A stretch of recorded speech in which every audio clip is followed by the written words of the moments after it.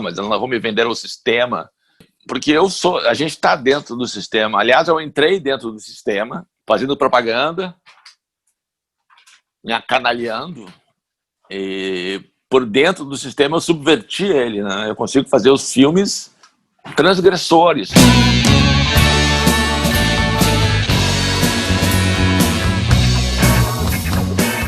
Ele foi chamado de Papa Underground da animação brasileira. É criador de mais de 500 produções. Ele é irreverente, ele é membro votante do Oscar. Ele é Otto Guerra, o meu convidado da semana.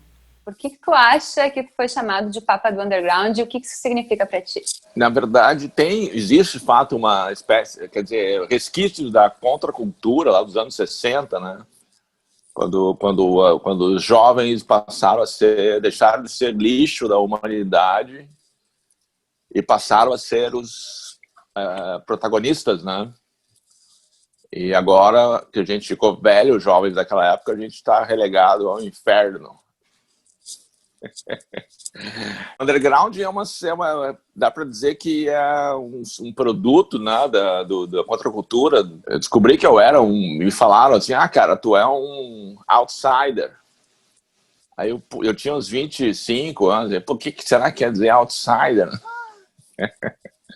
É uma coisa natural, acho, né? Tu não viver dentro do padrão esse que nos impõe, né, de comportamento, de ser adequado, né? Pagar impostos e calar a boca, né? Acho que realmente tem a ver com isso. Outra palavra estranha, iconoclasta, né? Cético.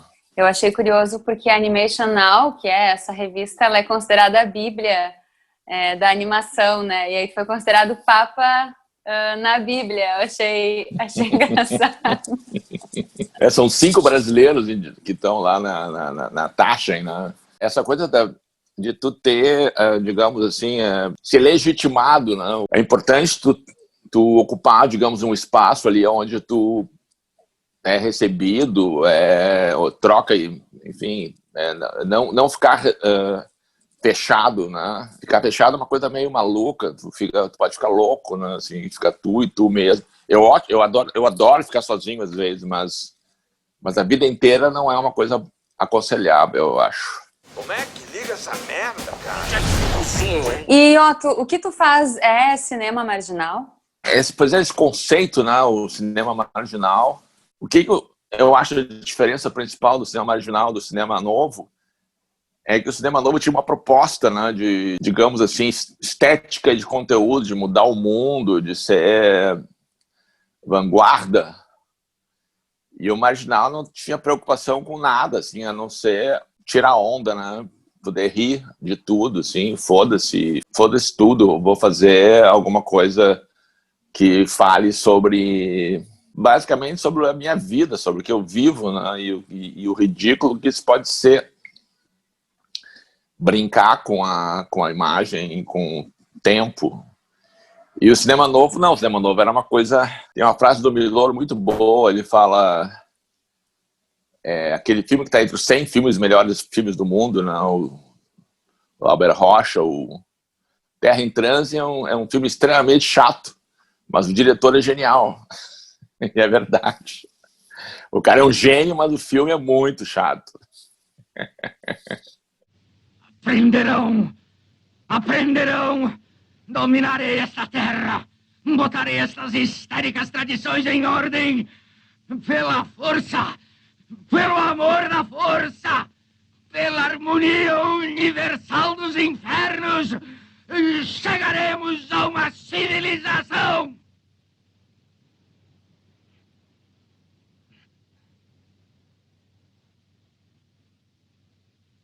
Por que tu te afastou desse cinema tradicional, né? Isso foi uma coisa que foi natural, assim? Ou é algo que estava nos teus planos, assim, quando tu começou a fazer cinema? Não quero fazer o cinema tradicional. A culpa é da minha mãe, certamente, né? Ela dizia, meu filho, tu tem que fazer um filme tipo Pequeno Pônei para ganhar uma grana. Não faz filme de cowboy gay. As pessoas não gostam de filme com puto. A minha mãe me incentivou muito, ao contrário. Hoje em dia eu estou fazendo um filme infantil, produzindo um filme infantil na produtora. Mas a mãe já morreu, ela não vai ver isso, né? Então eu posso fazer o que ela queria, ela vai adorar o Pequeno Pônei de onde quer que ela esteja. Mas eu quero que tu fale um pouco mais sobre isso. Qual é o motivo de tu não fazer esse cinema tradicional, de tu fazer um outro tipo de arte? O que te levou a isso, assim? Basicamente é a incompetência, né, de fazer o feijão com arroz, né, que é um negócio muito difícil. O cinema, como a sétima arte, né, ele tem características assim, o que venceu, digamos assim, lá em Hollywood ou no mundo é o cinema de entretenimento, a monetização do cinema, né? Nos anos 70 parecia que Hollywood tinha conseguido fazer as duas coisas, que era, por exemplo, Apocalipse Now, Laranja Mecânica, filmes incríveis feitos pela indústria, né? E isso indicava que o caminho que eles estavam fazendo é um caminho da arte, né? E paralelo a isso tinha os filmes Star Wars, Tubarão. O Tubarão é um filme que eu acho, também dos anos 70, que ele fica numa fronteira entre arte e entretenimento. Ele tem uma coisa de instigante, né? There is a creature alive today who has survived millions of years of evolution without change, without passion, and without logic. It lives to kill. A mindless eating machine. It will attack and devour anything. It is as if God created the devil and gave him jaws.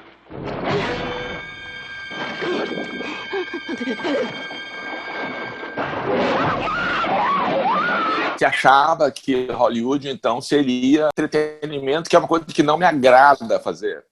Eu prefiro fazer merda mesmo, assim. E eu tinha essa ideia de que para destruir você tem que construir primeiro. Uma ideia acadêmica, na verdade. Para poder sair destruindo, tu tinha que ser um gênio.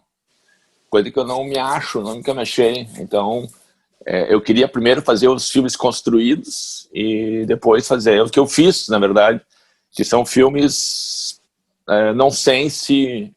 São filmes totalmente fora do padrão, digamos, de construção linear, com uma história começo, meio e fim, conflito. E, sobretudo no último filme, Na Cidade dos Piratas, eu consegui chutar o pau da barraca, né? Eu fiz o que eu queria fazer quase sem pressão nenhuma, né? Apesar de ter pressão sempre, porque a gente... 100 pessoas trabalhando, é muita gente num filme, né? É um orçamento de 3, 4 milhões de reais ou mais. Então, há pressão sempre como a minha mãe impressionava, a pressão sempre existe, né? Mas eu tive a sorte de ter um câncer na época. Então, como eu ia morrer, eu não me importei mais em fazer o que eu queria fazer. Eu sempre digo, daí eu não morri e daí eu fico passando vergonha com esse filme.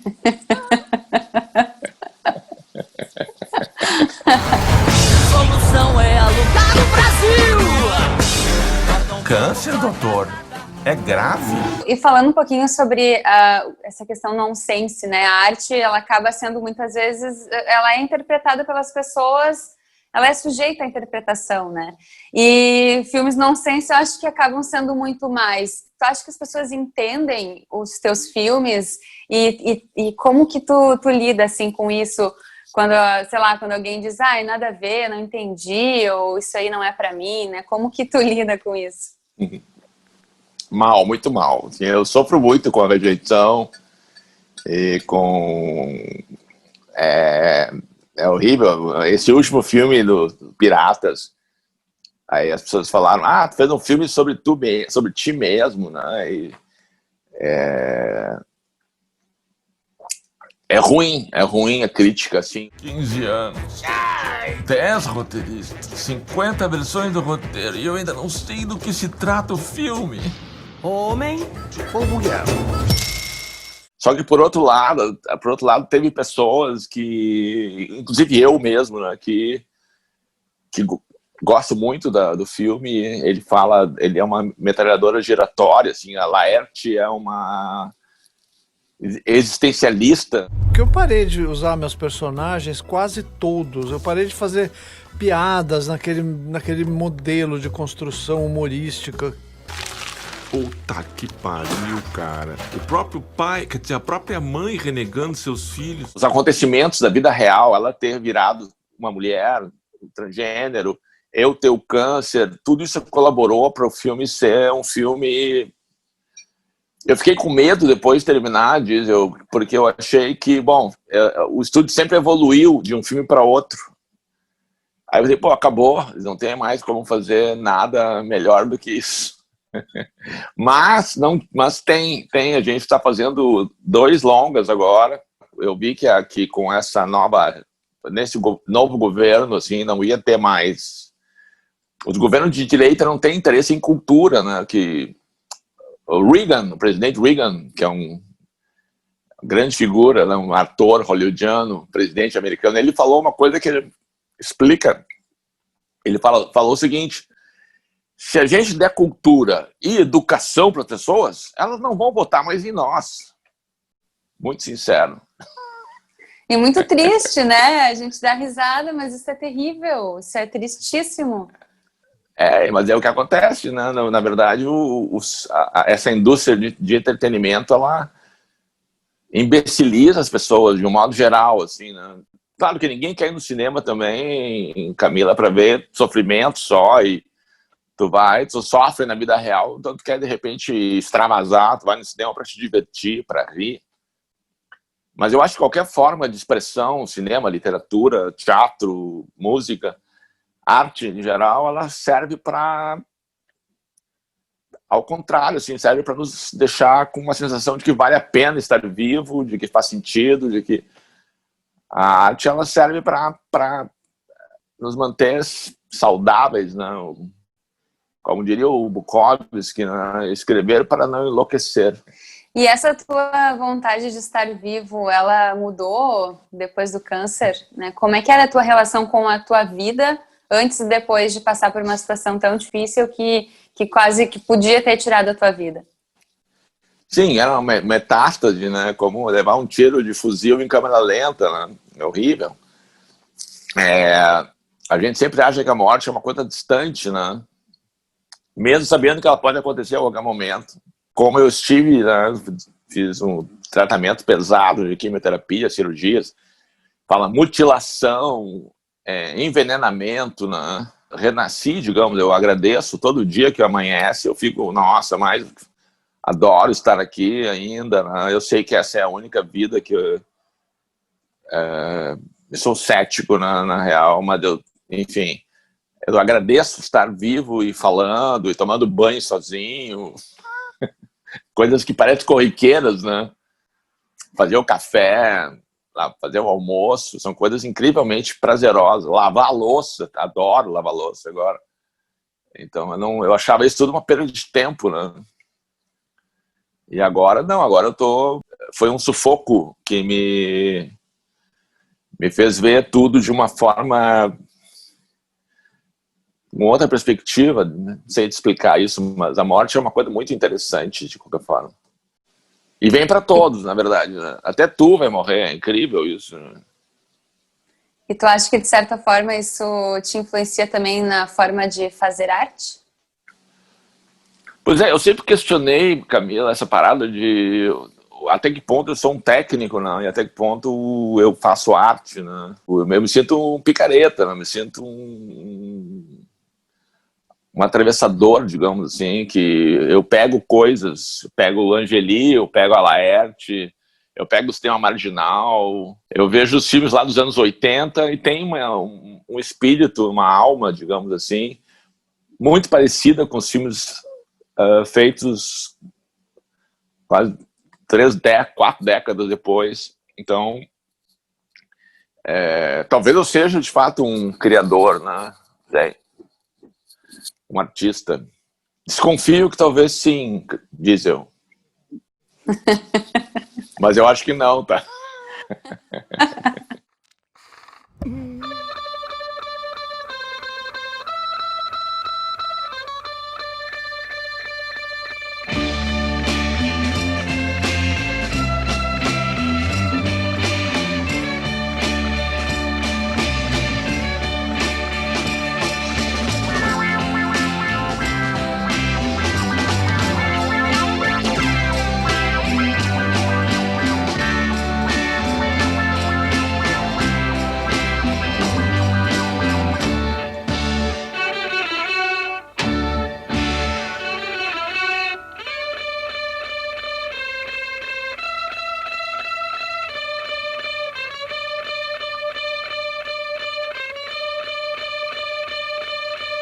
Falando um pouquinho sobre a tua trajetória, né? Quero me lembrar, assim, de onde que surgiu esse interesse por cinema, assim. Tu veio da publicidade também, né? Tu passou um tempo fazendo publicidade, trabalhando muito com isso, né? Te sustentando com isso, de certa forma, para depois conseguir se libertar das amarras, né? Fala um pouquinho sobre esse processo, assim, como que surgiu o cinema na tua vida e também essa libertação da publicidade. Boa. Assim, a trajetória é que não existe atalhos, né? Não existe caminho fácil, né? Então, tu vai ter que, ainda mais com trabalho como ficção, ou cinema, ou quadrinhos, ou qualquer, na área de ator, músico, tudo que envolve arte tem essa parada de... Mas tu trabalha com o quê? Eu sou músico, mas e daí? É terrível isso, ainda né? Então, eu desenhava como qualquer criança, né? Desenha, assim, só que chegou os 9, 10, 11, 12, 13, 14, eu não parei de desenhar. Eu gostava de fazer os quadrinhos e contar histórias, e essa história, essa parada de... Dá para dizer que a vocação, não sei se é isso, se diz, eu tinha uma paixão por contar histórias, ou desenhando. Quando surgiu, por exemplo, o gravador de cassete, em 68, eu tinha uns 12 anos, eu comprei um gravador cassete e gravava programas de rádio, inventava o roteiro do programa, entendeu? É uma coisa que eu me apaixonei por isso, era uma coisa que eu não tinha muita escolha. Não foi uma escolha que eu tive, eu fui vítima dessa paixão. Mas como conseguir viver disso, né? Essa é uma questão grave. A minha mãe, a família é totalmente contra, né? Fazer desenho. Meu filho faz uns bonecrinhos. Esse deu ruim, né? O outro é médico, meu filho. Esse aqui faz bonequinho. Aí eu me acanalhei, ou vendi alma ao diabo, né? Comecei a fazer propaganda para ganhar dinheiro, e a propaganda é uma coisa que dá muita grana, assim. A sorte que eu tive é que realmente eu gostava de contar histórias, então eu não queria comprar apartamento, nem... Eu queria fazer filmes, então eu investia a grana da propaganda em equipamentos. É incrível, eu tinha 23 anos e comprei uma Truca 35mm, que custa $200 mil. Eu podia ter uma casa legal, ter uma Ferrari. Então, eu comprei uma Truca para filmar filmes, para filmar desenho animado. A mãe ficou puta, né? Tipo, porra, tem que gastar esse dinheiro porque eu não compro uma casa pra ti. Não, eu quero fazer. Então é uma coisa que eu digo que é paixão mesmo, assim, é um negócio que tu não tinha muita escolha, né? E seguir a paixão, eu acho o melhor caminho para conseguir tolerar essa coisa de estar vivo e ter que acordar todo dia no negócio e levantar e ter uma vida, né? E ter sanidade mental, né? Nesse mundo tão louco, né? Trabalhando com cinema. Então, cinema aconteceu uma espécie de sequência natural da minha vida, assim. Eu usei o equipamento que eu comprei com o dinheiro da publicidade para fazer filmes. E isso não se fazia nos anos 80. Por quê? Porque existe uma ideia de monetização. Todo mundo quer ter grana e comprar apartamento, comprar casa, comprar carro, comprar coisas que são... Ou ter uma família, que eu não tive família também, para sustentar os filhos, pagar uma boa escola, essas coisas que são padrão, né? Mas eu não, eu queria fazer os filmes. E foda-se o resto, né?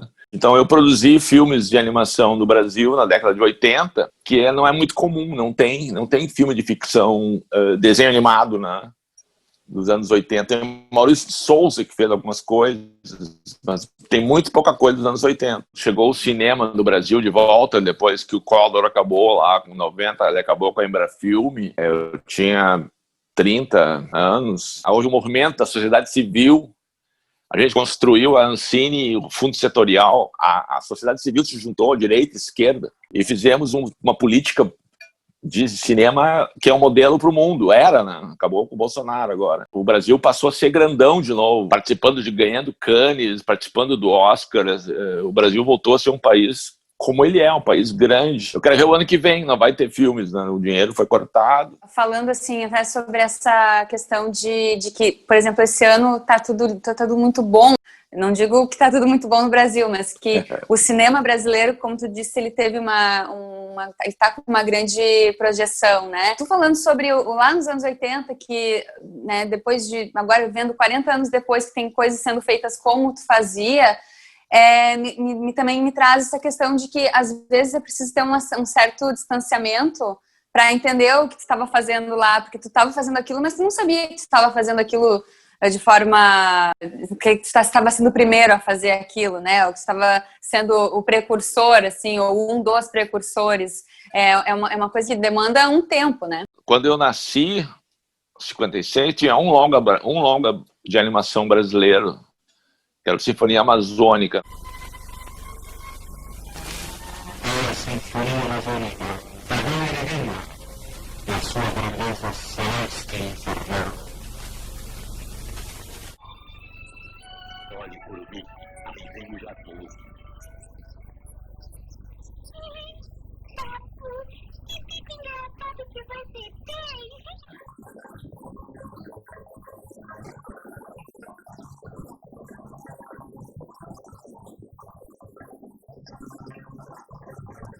Quando eu fiz a produtora, em 78, tinha 3 longas. Era o Sinfonia Amazônica, o Piconzé e o misterioso filme que eu nunca vi, que é Presente de Natal, que eu não sei se existe, mas consta como uma lenda que tem esse longa-metragem dos anos 60. Então, o fato de eu ter feito 5 longas-metragens, trabalhado em 5 ou 6 já, na verdade, eu jamais imaginei, no mais louco sonho de uma imagem mais otimista possível, nunca pensei que eu teria feito tantos filmes, né? É inacreditável. É sorte, não sei lá, estar na hora certa, no lugar certo, né? E ser a pessoa errada, no meu caso. Né? Mas esse distanciamento te ajuda a enxergar também? Te ajuda a ver todo o contexto? O cinema é um negócio extremamente grandioso, né? É uma coisa arrebatadora, assim, a tal sétima arte, né? Uma coisa que tu junta todas as coisas, música, literatura, é muito atraente, né? Lidar com isso, né? Eu cheguei a questionar aos 40, mais ou menos, se eu estava fazendo os tais bonequinhos que a minha mãe dizia, né? Se valia a pena fazer minha vida toda. Eu hoje não tenho dúvida, assim, quando me perguntam, o que tu aconselha a gurizada, né? Eu diria que a minha mãe estava totalmente errada, né, assim, em relação a isso. A indústria que existe no audiovisual é talvez a maior do mundo atualmente, mais que a farmacêutica. As pessoas precisam ver filmes, precisam de arte, cultura, séries. É vital. E também, em termos de Brasil, a gente precisa ver a gente mesmo na tela, né? Esse Bacurau, por exemplo, é um filme genial, assim, um filme que consegue fazer um espelho, né, da gente, e que a gente se vê ali e gosta, né, de ver aquilo. Kleber Mendonça é um monstro, né, do Brasil. Ele era um crítico de cinema até os 40 anos. Quando ele começou a fazer o filme, ele sabia o que estava fazendo, né? Pai, quem foi que fez isso?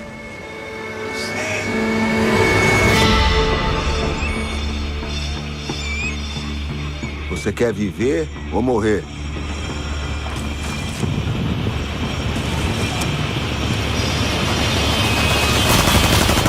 a gente estava num bom momento, né?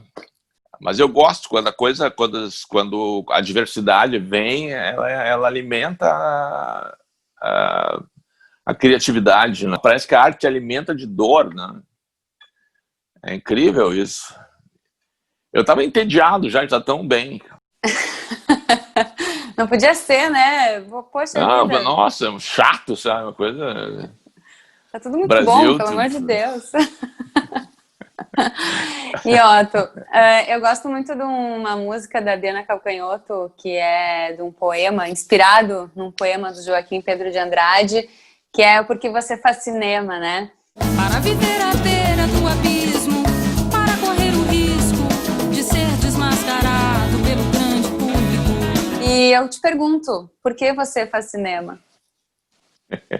Por que não?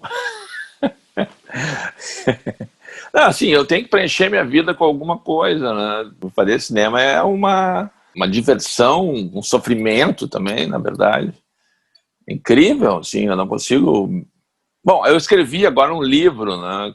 E eu descobri que escrever é mais difícil do que fazer filmes, porque tu não tem a câmera, tu não tem a imagem, né? E facilmente pode ficar pedante ou ridículo, né?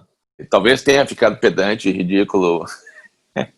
É uma espécie de autobiografia, né, chamada Nem Doeu, né, sobre a minha vida, onde eu falo o que eu acho que é a minha verdade, né, o que aconteceu. Como que eu cheguei aos 60 anos sem tomar comprimidos para os nervos?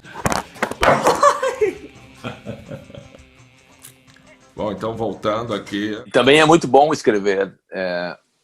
Depois de fazer 2.000 páginas, sobraram 4 páginas das 2.000. No início, né? Depois de 4 anos, eu consegui reunir 100 páginas, mais ou menos, 120 páginas. Que talvez sejam sofríveis também, a gente não consegue avaliar isso direito, né? Nem doeu naquela resposta irônica do Valentão? Ou nem doeu, nem doeu? Quando tu apanha muito, pra gente poder te vingar, tu fala, nem doeu, nem doeu. Então, como é uma autopornografia, uma autobiografia, né, eu achei adequado levar uma surra e dizer nem doeu, nem doeu. Por isso o nem doeu. Mas dói, tu sabe que dói na vida, é uma coisa que é complicada, né, que a gente sofre muito. Isso não é uma coisa, não é um moranguinho, né, estar vivo. Pessoas morrem, as pessoas que a gente ama morrem, né? Faz parte. Falava um pouco também sobre a tua mãe, né, sobre que ela estava errada. O que tu acha que ela diria se soubesse que tu é um dos votantes do Oscar, né? Isso que acabou sendo bastante...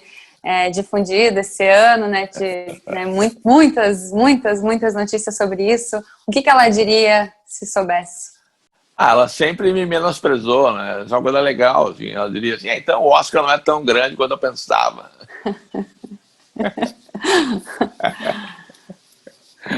Ela teve uma... No livro ela acabou virando o personagem principal. Não esperava isso, né? Mas aconteceu, eu dediquei o livro a ela. Ela era uma personalidade exuberante, assim, mas que foi oprimida por essa questão machista, né, do paternalismo. A mãe queria ser ela seria uma espécie de Dercy Gonçalves, assim, do teatro de revista, uma atriz, mas os irmãos e o meio todo acabou com ela, então ela ficou frustrada, mas ela continuou sendo aquela grande figura, né, que extremamente engraçada, né, extremamente humana, né, com todos os defeitos que os seres humanos têm, aumentados à quinta potência, né, de chantagem, culpa. Mas eu uso as frases dela hoje, eu adoro, assim. Ela dizia assim, que ódio, meu filho, sabe ódio? Ou então, tu tá colocando mais um prego no meu caixão. Como é o nome dela? Alba. Alba. Dona Alba, uma grande figura, assim, uma grande figura. E tá no livro e tá vai estar no filme, a gente tá adaptando o roteiro do Nem Doeu para um filme, um longa-metragem também. E aí, tá gostando desse papo com o Otto Guerra? Então curte esse vídeo, compartilha e te inscreve no canal.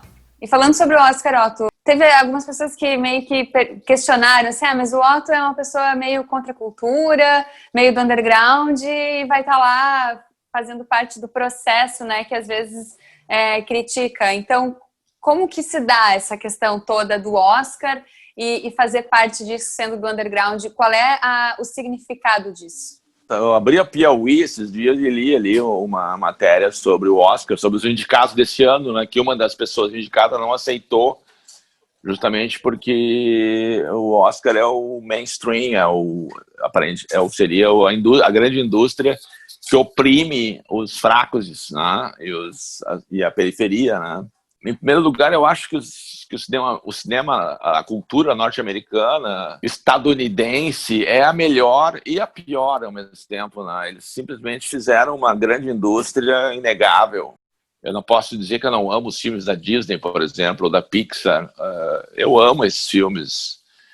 Eu prefiro o Miyazaki, né? Prefiro a Viagem de Chihiro. Me diz muito mais, mas eu não tenho nada contra Hollywood, no sentido de que de lá vem Lawrence da Arábia, vem os grandes filmes, existem grandes filmes de Hollywood, tem um lado bom e tem um lado ruim, então eu não sou purista dizer, mas eu não vou me vender ao sistema, porque a gente está dentro do sistema, aliás eu entrei dentro do sistema, fazendo propaganda, me acanalhando, e por dentro do sistema eu subverti ele, né? Eu consigo fazer os filmes transgressores, são filmes que eles criticam esse sistema. Tu não consegue fazer nada se tu não tá nadando dentro da corrente ali. Se tu estiver lá olhando de longe, são uns merda, aquela corrente ali tá indo do lado errado. Não, tu tem que te jogar dentro. Eu achei uma grande oportunidade eu entrar dentro para entender como é que funciona esse processo, né, que envolve o mundo todo e que tá em crise agora, diesel total. Desde 1916, os Estados Unidos têm protocolos lá e coisas que protegem o cinema, né? Então a lei não permitia distribuição.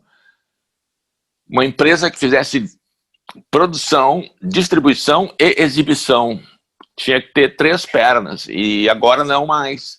A Netflix produz, distribui e exibe. Então, há uma grande crise nesse momento no audiovisual. Vai haver uma tremenda mudança. Está acontecendo já, na real. A internet ela mudou toda a indústria da música. Ela está mudando toda a indústria do cinema.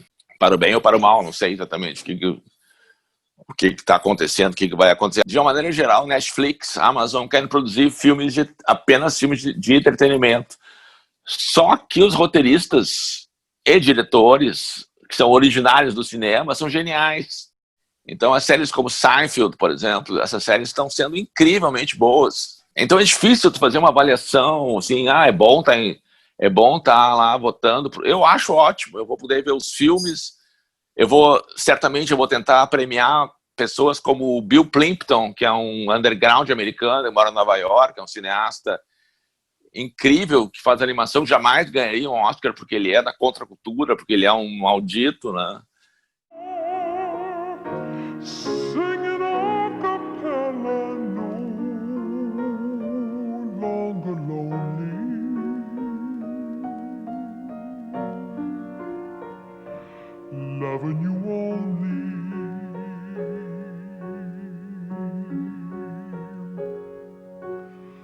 Então eu vou colocar essa discussão na roda lá, sem dúvida. Acho importante estar dentro do sistema e não criticar de fora, que é fácil, né? Quero saber também como foi essa repercussão, assim, as pessoas ficaram, né, demonstraram que ficaram felizes por ti, né? Tu teve esse reconhecimento, pelo menos aqui no estado, enfim, em Porto Alegre? Sim, a minha mãe, a Alba, ela dizia: meu filho, faz a fama e deita na cama. Entre os ditados dela. Então, é importante legitimar, né? Então, eu fiz uma universidade com 50 anos porque eu achava que eu achava que se eu fosse preso seria uma coisa boa, né? Então eu poderia ter um pouco mais não ser tão horrível, mas é importante tu ter as pessoas, a nossa sociedade, a civilização, ela cultua esse tipo de coisa, né? Tu tem que ser muito fodão, assim, como, por exemplo, eu não falo inglês, eu odeio inglês. O Almodóvar não fala inglês, então acho que talvez ele fale. Eu consigo entender praticamente tudo, assim, mas eu faço questão de dizer que eu falo jungle English, né? Que eu falo Mi Otto e o Diesel. Então eu consigo estar dentro do esquema, assim, por exemplo, quando eu fiz o Woodstock, né, eu fui convidado para falar lá numa universidade lá em São Francisco, na Califórnia, onde nasceu o movimento hippie. E na faculdade as pessoas não sabem nada sobre o resto do mundo, eles sabem só sobre eles, né? Esse é um grande problema dos estadunidenses. Eles estavam perguntando, como é que é fazer desenho animado eles não sabem nem o país, onde é que é o Brasil, né? Como é que é fazer desenho animado lá onde tu faz, né?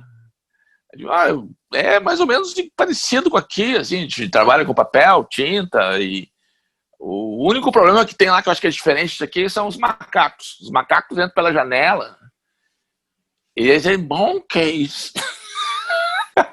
Espalham as folhas, jogam, viram a tinta, é um inferno, assim, macaco não respeita nada. Muito bom.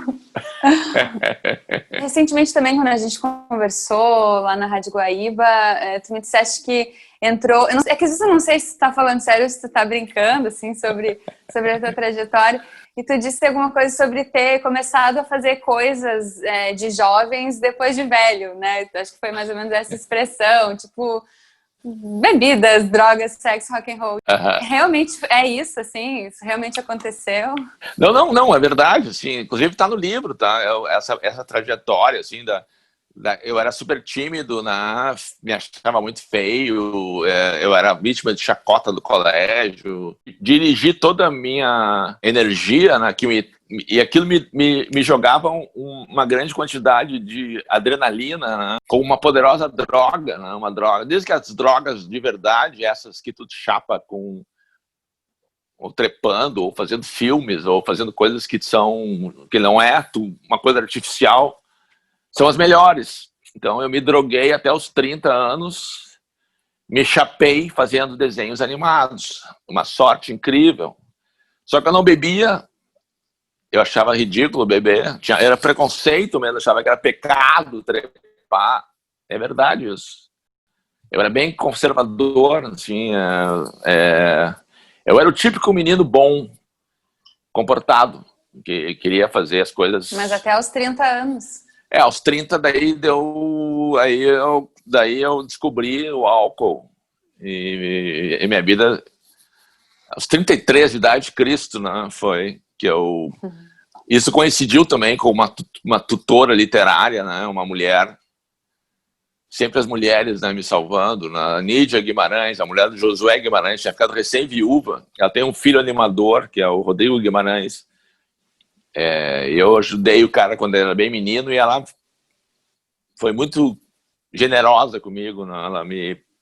Ela viu que eu não lia, só lia quadrinhos, né? Então ela começou a me dar uns livros, tinha uma biblioteca imensa em casa com o Josué, a casa toda era coberta de livros, assim, depois virou o Instituto Estadual do Livro, a casa da Nídia. Então ela me deu o livro Os Thibaut, que é do início do século XX, uma família francesa, que é uma espécie de novelão, assim, que ela falou, esse aqui é o meu primeiro amor da minha vida, é o Jacques Thibaut. Eu achei, e aquilo era muito bom de ler, assim, que ao mesmo tempo que era uma novela, ele tinha uma densidade que não tinha nas novelas. Por exemplo, quando morre o pai do Jacques, o velho, no começo lá do livro, concentra morrer do meu pai, sabe, assim, é uma dor absurda, assim. Então a Nídia me passou a literatura e me servia uísque. E eu adorei. Ela fazia saraus literários regado a bebida. E aí é evidente que eu me apaixonei pela bebida, pela literatura e pelas mulheres, pelas gurias e pelos homens também. Assim, alguns amigos e amigas, né? Então a minha vida deu uma guinada realmente aos 33 anos. Eu descobri o sexo, a droga e o rock and roll. Apesar de gostar, né? Já gostava, de evidente, de Cascaveletes, por exemplo. Eu ia escondido ver os shows deles lá no Ocidente, em 85. Eles tinham todos 18 anos. Queria ser um vampiro pra chupar o sonho da gata. Queria fazer tudo pra conquistar. Eu tinha que ir escondido porque ninguém podia saber que eu me metia no meio dos drogados e... É incrível, né? Eu fico chocado com isso comigo mesmo, cara. Não, mas é verdade. É surpreendente mesmo. Sim. Sim. E tu já agora fumou orégano? Cheguei num equilíbrio agora. Sim, no estúdio, sim. A gente testou o orégano lá pra ver qual é que era, né? É uma merda. E não dá barato? Não dá nada. Não dá nada. Só uma tosse e mal-estar. Não é legal. Crazy is me, and what can I do? Somebody do. Onde você descolou essa erva, pô? No supermercado.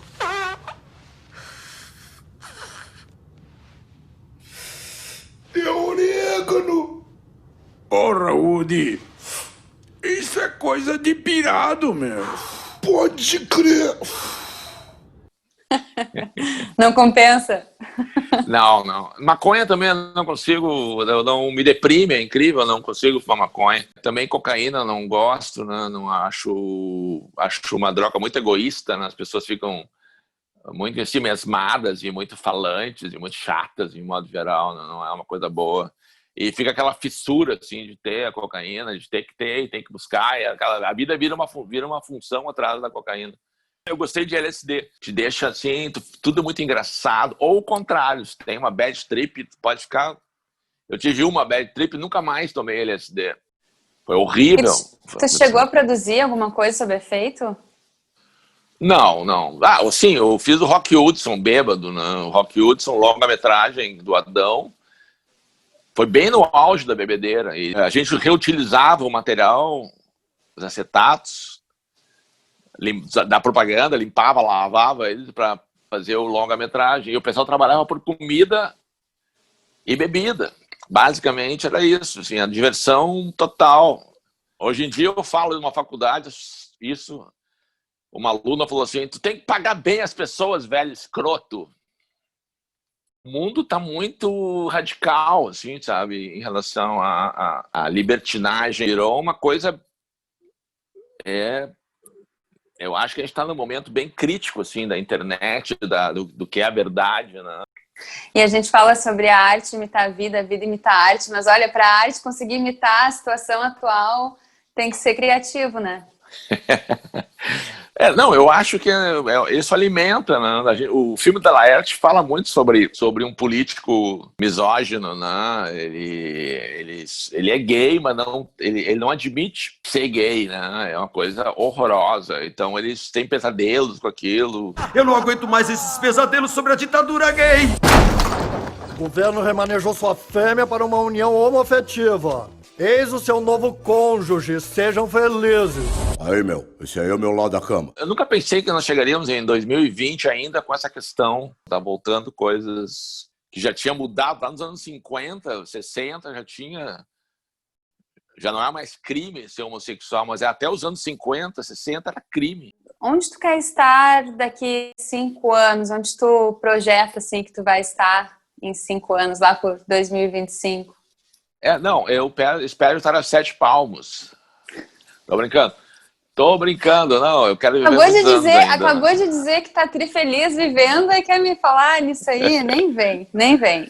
Eu sou pisciano, né? Os peixes é contraditório, um peixe para cada lado. Assim. Não, eu quero estar fazendo filmes ainda. A gente fez agora tô fazendo 2 longas com roteiro, né? Roteiro bem construído, com roteiristas que não têm a ver exatamente comigo, né? Mas são histórias que eu gosto. como é o Filho da Puta, né, que é um longa sobre o menino que é filho da dona do bordel, maior bordel lá do interior do sertão, e ele quer encontrar o pai dele, né? Essa é uma história muito, muito boa. Então vou estar fazendo esse filme, né, um longa-metragem, Diesel, é como um transatlântico atravessado do rabo, assim, passando, e leva muito tempo, e tem aquelas chaminés enormes, então a gente sofre muito, demora muito tempo, é um negócio... Certamente eu vou estar terminando. São 2, né? Cada um leva 5, 3, 4, 5 anos. Então eu vou estar terminando, espero, um desses filmes e começando Nem Doeu, né? Que é o filme autobiográfico. Espero escrever a continuação também. Eu falei com o editor agora, eu não queria mais publicar o livro, né? Eu falei, eu comecei a escrever ele, eu era muito jovem, eu tinha 60 anos. E agora vamos poder dizer realmente, né, que tu fez um filme sobre ti. Não, o filme do Pedro. Todos os filmes da Otto são sobre o Burrinhos, Natal do Burrinhos sou eu, né? O urubu do filme das Cobras do Veríssimo. Existe um espírito ali eu diria que é um espírito de porco que permeia todos os filmes. Obrigada, Otto. Te agradeço por bater esse papo com a gente aqui no canal. Legal, Dina. Boa sorte para ti no programa aí. Obrigado pelo espaço.